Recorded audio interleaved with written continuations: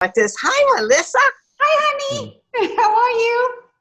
I'm great. How are you? I'm so good. It's wonderful to see you. I'm going to let Tristan start our little show off with his signature. Okay, let's light the fuse. Let's do it. All right, ladies and gentlemen, here we are yet again with another episode of Six Blocks Apart. I am Tristan Rogers for my sins, and I'm surrounded by my usual bunch of people of questionable moral character. We have a special person today who has such a history and such a story to tell that I'm going to let her do that. Dolores Robinson, come on down. Hello. Thanks for being on the show, Dolores. Oh my goodness. Thank you for asking me. Yeah, this is fabulous. Let's start from the beginning. How far back do we go in the business where you're concerned? Oh my goodness, 100 years ago. I've been a manager in Los Angeles in the Hollywood business, managing people's careers since 76. But before that, I was in Philadelphia, the public relations director for the NBC station, which was a Westinghouse station then. And then I went on camera and did children's television shows. I was the hostess of a show called Big Kid, Little Kid, and then another one called, oh my God, I can't remember the name of it. That's age. But it'll come to me. But, and then my husband left me. Oh! And Okay. best thing that ever happened to me. Oh, okay. Was that a high point or a low point? She said the best thing that ever happened to her. My children and I got in the car and drove cross country. Wow. My friend at the time was Cleavon Little, who was Blazing Saddles and an actor, and he lived on the beach in Malibu, and so he invited me because he was going to New York to do a Broadway play with Dustin Hoffman called All Over Town. Oh, wow. So he allowed me to bring my children and come and stay temporarily in his house. Great. And here I am. Still, that was 1974. Now, Wow. I think we have a couple of things in common. One, you were a teacher first, right? Because I was a teacher for 21 years. I was a teacher for, I think I lasted for 8 years. And then you went to the radio station. Is that how it went? Yeah. So I've always kind of had this big mouth, and I didn't quite know things that I could do. But friends of mine would say things like, "Oh, you should go down to KYW. They're looking for a public relations director." Oh, really? What is that? So I go down to KYW and I get the job. Wow. And then while I'm there, on the other side of the studio, there's a show being done called The Mike Douglas Show. Oh, So he had a studio downstairs, and that's where my TV stuff was done. What years did you live in Philadelphia? What years? Let's see. I was born in 1936 in the suburbs of Philadelphia. Okay. In a little tiny town called Penland, Pennsylvania. Yes, I know it. And then I moved to Philadelphia when I began teaching school. Okay. And I began teaching school, Melissa, in Levittown, Pennsylvania. At the time, a Black family moved into Levittown, Pennsylvania. And at that time, everybody was convinced that all the racism was in the South. And well, this Black family moved into Levittown, Pennsylvania, and I mean, those folks went crazy. Burned crosses on their lawns. And, oh my gosh. yeah, a whole number. So the school district in Levittown, Pennsylvania, were looking for the right person for integration, and there I was. So they hired me to be the Black teacher in that school, in a school district where they were carrying on like that. Yeah. So Oh my gosh, it must have been really difficult for you, wasn't it? Not as difficult as you think it would be. I mean, I think I have this little thing. I know how to get along. I kind of have this thing. Well, that's why you became a very successful talent agent. But people say to me, why are you so happy? Because, I've been in this house for a couple of months. I'm so happy because I'm so deceptive. On the outside, out there in public, I am the most social person you ever want to meet. And then I come in this house and shut the door, and I'm the happiest person you ever want to meet. I get it. I think a lot of people are like that. And I think this whole thing is showing a lot of us that we are. Yes. No, I'm definitely like that. Definitely. That is true with Tristan. This is my Negroni, my cocktail that I love. Oh, Negroni. I think everybody's got their poison right now. Yeah. That's the way we get through this shit. But for the most part, anything that's got booze in it, I'll drink it. That's I'm very indiscriminate about that sort of thing. I have a drinking history. I really never drank. When I was in college, I was wild and crazy, and drank and got drunk and drank. And then when I moved to California in 1974, I met this wild bunch of women, and it was just that crazy time. And we went out and we drank every night. We got drunk every night and picked up men. We were wild. Oh, that's disgusting. My image of you is totally destroyed. I'm sorry. I had never, I was just free for the first time in my life. He had left me. So what's a girl to do? Do that. And then somewhere along the way, in my 70s, I heard there was this woman, and she was kind of up there in age. And what do you do, lady? And she said, well, I drink one beer every night. And I said, oh, really? So that was my new habit. I drank a beer a night. I collected Russian beer. I collected Jamaican beer, but I would drink just one a night. And then I turned 80, and the whole world changed. I found brown liquor.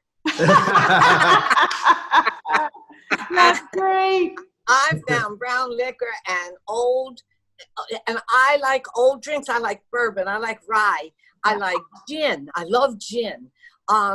So now every night at 5 o'clock, I mix up my drink. Now I drink the Negroni because I'm very racially oriented, and I thought that the Negroni was a Negro drink.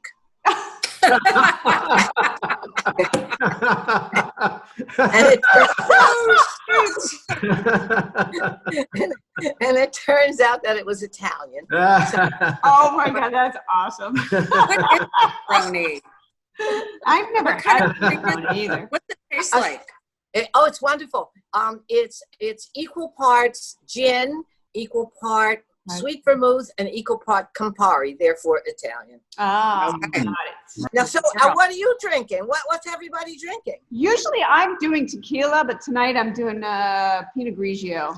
I'm having Pinot Grigio. I'm drinking a Greyhound. Aha! That was. Doris, what's the most interesting time in your life when you were an agent? Oh my God. Oh, I had such an interesting company. I was doing it on my own for a while, and then along comes this man named Blake Edwards and said, will you form a management company for me? And I said, yeah. So wow, Blake Edwards did? Yeah, that was really, that was a good time for me. We had a lot of wonderful clients. I was just pulling in clients. I went to see one of them here at Fantasy Springs. I was Howie Mandel's first manager when he came from Canada. I was a lot of people's first manager. Yeah, I saw that. Well, if you were Howie's manager, then you learned about social distancing early. You know what, Garrett? When we went to see him out at Fantasy Springs, I got in touch with his wife, and she got us tickets, and we went backstage and did the whole thing. And I was shocked. He came over and he hugged me. Wow. He must like you a lot. Yeah, he must like you a lot, right? Yeah, I mean, I like me is one thing. He likes a lot of people, but you don't touch him. Yeah. And I took photographs with him hugging me Yeah. there. Wow. Well, Now, you know what, Melissa, your father, it's crazy. Yes. I asked your father at that cancer event that I went with my date Garrick. And because I'm so fascinated by him and his book writing. And I asked him something about writing a book, and he said to me, why does everybody think they have to write a book? It's fun. And he was absolutely right. And I went home and I really, really, really thought, well, why should I write a book more than any? Yeah, but you have something interesting to give back. Yeah. Well, you know, but I always said when I was in the management business, I always said, oh shit. Everybody who puts a pen in their hand thinks they're a director. Everybody who had a little camera thinks they're a director, a writer, and everybody who can say, repeat a poem is an actor. So, you know, what makes you think that you're a writer? Well, I don't know. I think it's different. I know he says that a lot, and I think it's always his rote line when somebody asks Yep. that now. But I think if somebody like you have something to teach, like I'm interested to know, how did you even know where to start to be a talent agent? Exactly. I mean, how do you know where to start to go, this is who I am. Why should you trust me as your, manager? So stuff like that is interesting to people. So it's a book. And you have a lot of other things I know to write in the book of your family history too. That's interesting. Well, I think when he asked me that, I went home and the first thing I thought about was life experiences. Yeah. And I answered the question, how many of you had Ronald Reagan call in your office? How many of you had Barack Obama call in your office?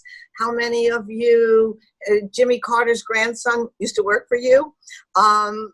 And the first one was, oh my God, I was standing at the corner of 63rd and Haverford, and John F. Kennedy went by on a car, on an open convertible, and waved to me. Oh. It was the beginning. It was the beginning of me, the crazy ass political person I am, which I'm not going to talk about. I won't. Yeah, I know. No, we're on the same page as you, but yeah, we're trying to be. Yeah, no need. No need. Yeah. But I think when you have that kind of experience, how many people have had that many experiences? Well, that's what I mean. Yeah, no, it sounds like you've. And it's interesting. I would buy the book. I would too. Yeah. I'm just going to say, don't let her dad talk you out of writing a book, because he just says whatever pops into his head at any given moment. Basically, It's almost like it's dry wit that just comes out. No, he does it's a joke. He goes, you don't do brain surgery just because you want to. Why would you write a book? Because it's different. That's why. but the truth is, he really convinced me that I should, because I went home. Cool. And after he said that, I thought about it, and I said, you know what? You say the same things to people. Why do you think you can be an actor just because you can talk? Why do you think you can be a writer? Here's a good pun. He was playing devil's advocate. Yeah. Can I tell you my favorite? Yes. Please.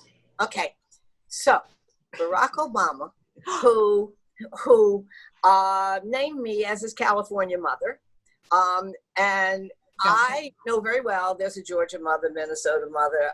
Yeah, I know. I'm not a dumb girl. And when he did that, it was just the most wonderful thing. But I raised a lot of money and blah, blah, blah, blah, blah. But every time my daughter would see Michelle, or I would be on one of those rope lines, and Barack would come by, he'd say, hey, Dolores, how are you? And it was always Dolores. Michelle would say to Holly, say hello to Dolores.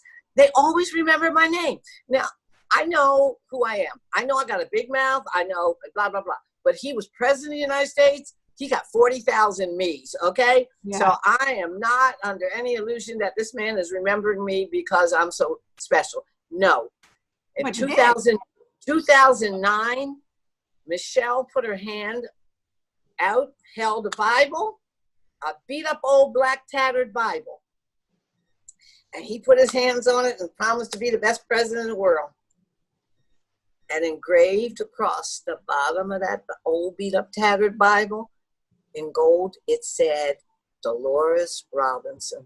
Oh, wow. Yeah, you need to write a book. Yeah, No, wait. You Oh write a my book. God, chills. I Now, think you have enough material. Yeah, I'm sure. now, I'm not a very religious person, so the Bible wasn't mine. Oh. Did he write your name on it? No, Michelle Obama's grandmother's name is Dolores Robinson.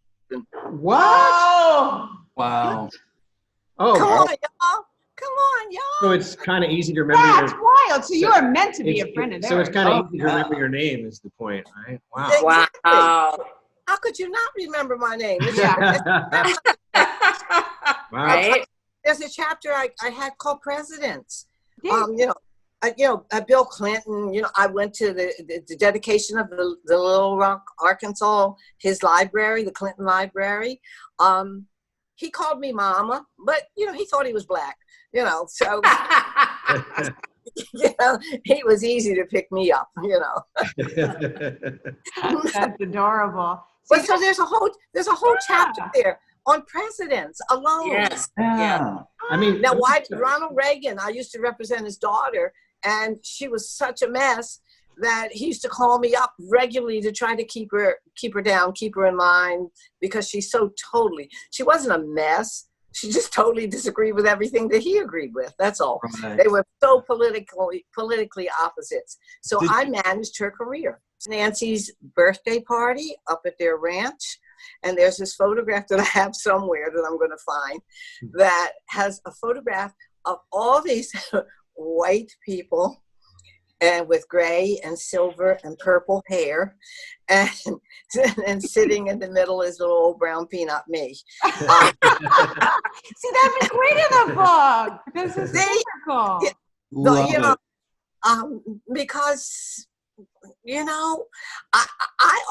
I could never understand. I did a podcast called The Only One in the Room. And I think a lot of what had happened to me happened because I was the only one in the room.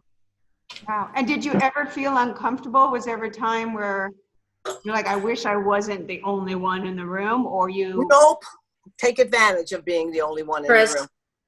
One of the chapters in my book, because I already have chapters in my head, is a letter to the 7th grade students in Ambler Junior High School, where I went. And the letter said, "Dear students of Ambler Junior High School, 7th grade, my first 6 years in college and in school was all black school. My principal was Mrs. Moore, a lovely black woman. And we sang the Negro National Anthem every day. You don't even know what that is." I was going to say, what is it? I Oh, mean, well, Beyonce sang it at Coachella, and they thought she wrote it. I know this. Lift every voice and sing till earth and heaven ring, ring with the harmony of liberty. yeah, That's okay. I think that's it No, I've heard feels that. like it, but I might be fooling myself. Yeah. No. Wow. Yeah. We sang it every morning. Oh, wow. So here I am in 7th grade now, and I'm with white students for the first time in my life. Was it scary? Okay. It was interesting. I said, I could not understand something. I could not understand why I was smarter than everybody in my class. I got straight A's from the time I started school. And I could not understand why they had better houses than me. I couldn't understand why people liked them better than me, because I was a nice girl. I couldn't understand why they had better cars, why they had better everything. I could not understand it when I was smarter than they were. So Yeah. survival says to me, okay, you got to figure this out. So in 7th grade, my letter to them is saying, thank you, white students at Ambler Junior High School, 7th grade, because along with mathematics, geometry, and science, I started studying white people. That for That's a title, yeah. a title of the book, The Study of White People. I started studying white people, and I had to figure this out. I had to figure out why, because when I got to my senior year, I had straight A's all the way through, and yet the white kids in my high school, they got scholarships to Harvard and Princeton and everywhere. Not me. I got accepted at Westchester State Teachers College. And did I get a scholarship? Hell no. My mother had to pay, and I had to pay. Wow.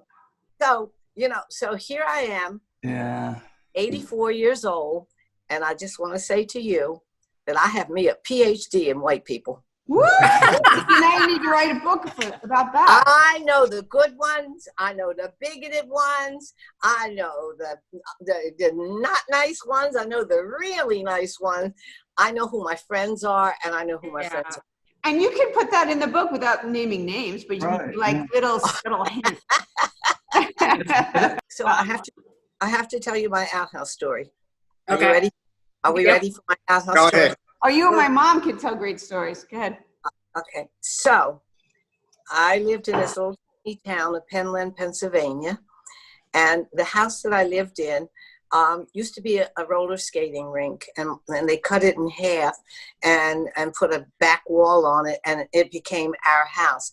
There was no running water in there, and my mother hooked up the electricity. And I never lived in a house with running water. Oh, that was not emotion. That was my drink. I never lived in a house with running water until I went to college. Yeah. And the house that I lived in had that outhouse 50 yards down the backyard in the snow in cold Pennsylvania. That's my. You know what this? You know, Melissa, Yeah. East Coast. Yep. You know, East Coast weather. Okay. Yep. So Horrible. okay. All right, Oliver, that's enough. So my going to the outhouse down there was quite a trip. And when you got there, you had to wait for the weather to improve. And when you got there, your toilet paper Was wrong. and a lot of people know this who lived in these conditions was a Sears Roebuck catalog. Oh, that's right. She did say stuff like that. I'm telling you, No. it was a Sears Roebuck catalog, and it's real, you know? And so my outhouse story is, while everybody else is scrambling around looking for toilet paper, ever since I made my first $1.98, I started buying toilet paper. Every house I lived in Beverly Hills, in the Valley, everywhere, Palm Springs, everywhere I lived, I have had a 3, 4, 5 month supply of toilet paper, so I was ahead of the game. I thank my past for that. I do. Yeah. I mean, because we all have to be thankful for everything that happens to You're us. absolutely right. Right. Yeah. No, For you're sure. Absolutely. Tristan needs to write a book too. Dolores, I like your idea about either you want to do it or you don't want to do it. And I like Andrew's idea about what makes you think you can write a book. And Yes. and frankly, I look upon a book as some sort of a catharsis that you're going to get to at some point in your life, like going to a shrink. But what And happens? I really haven't got to that point yet. But what happens if you wait too long? And Wrong. it'll never get written. Wrong, Tristan, good. wrong. Tell him. Okay. Tell him. I know who you are.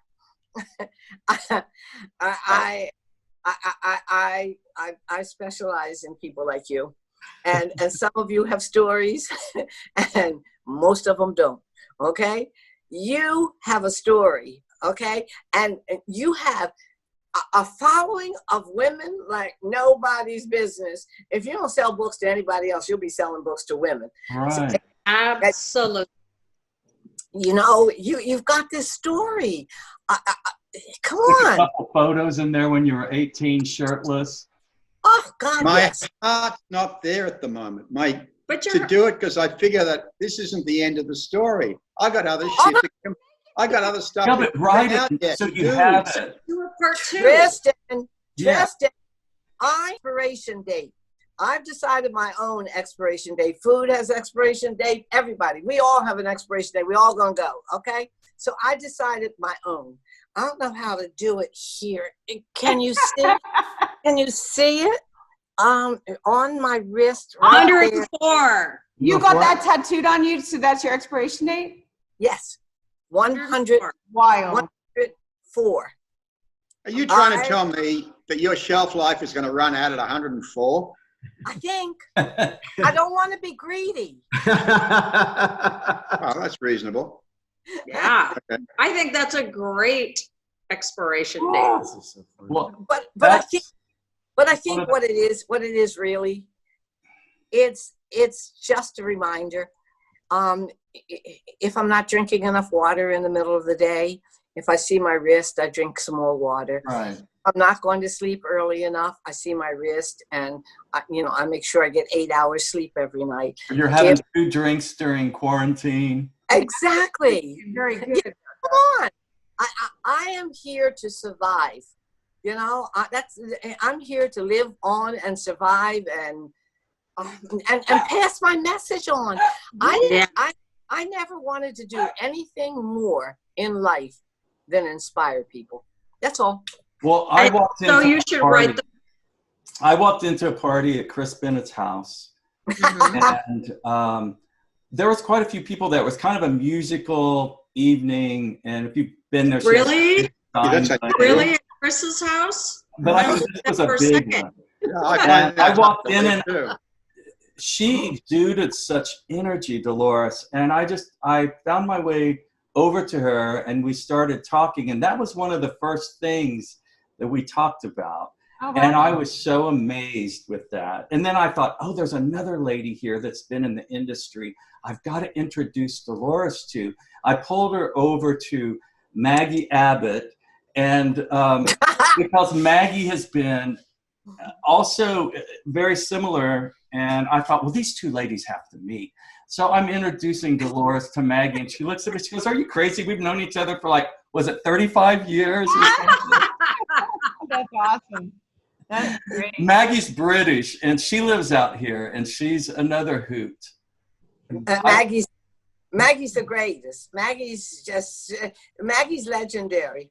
Yeah. Any conversation with her and her Mick Jagger stories, oh, forget it. Yeah. Well, and she's written a couple books, right? Yes. Yeah. And which is inspiring to me. And I think she's on a third one or something. She's always writing, which is inspiring. And by the way, the problem with me, biggest procrastinator in the whole wide world. Really? Yeah. Talk a lot, don't do a lot. I'm getting to do a lot. Well, apparently you did a lot to have all the clientele that you did. Right? Yeah. Major. Tell us a few of them, because you have such a great list of. Let's start. Let me start from the beginning. My first client, LeVar Burton, Kunta Kinte. Kunta Kinte was my first client, and Wow. Kunta and I traveled the world together. I mean, we met Alex Haley relatives in Denmark. We traveled everywhere. That would have been when you first moved to LA, right? 76? Oh, there you go. Absolutely. Yeah. And Kunta, LeVar. LeVar was a client at the Ray Sackheim agency. And Ray Sackheim, Tristan, do you remember the name Ray Sackheim? Yeah. One of the old guys in the management, in the agency business. Ray Sackheim, somebody told him about me, and that I lived in Malibu and he lived in Malibu and that he should meet me. And we agreed to meet at the Crazy Horse Saloon where I spent too many drunk nights. And, and so Ray Sackheim shows up at the Crazy Horse Saloon to meet me without a clue that I had a little melanin in my skin. And Ray Sackheim walks in with Guy Waldron, and Guy Waldron created the Dukes of Hazzards. Oh, wow. And he was Ray's client at the time. And I walked up to him and I saw Ray. I knew who he was. I walked up and I said, Sackheim, I'm Dolores Robinson. And he said, holy shit, nobody told me. I said, so what does what I look like have to do with the way I can sell people? Wow. And he bought it. He actually bought it. I was shocked. He bought it. So, and LeVar was a client of his. Wow. And so, you know, LeVar was a client of his, and I went and I basically started handling LeVar. There was another client of his that one of his other agents, Nancy Hudson, she was basically his agent, but I did a lot of the legwork. And when it was time to take the contract over to the ADR studio and meet the director, I carried the contract over to the ADR studio, and the director was George Lucas. Oh, wow. And the client was Mark Hamill, the Oh, first. What? Are you freaking Yeah. When you're writing your book? I'm serious. I know. Emailing you. Yeah, because you broke that glass ceiling way before you got an award. Yeah. Totally. Yes. I know that. 100 years ago, you broke it. I know that, but most people didn't know that. And that's why you need to write the book. Right. But I came to Palm Springs to write the book and hide out, and then I was exposed. And somebody brought me out, and you know who it was?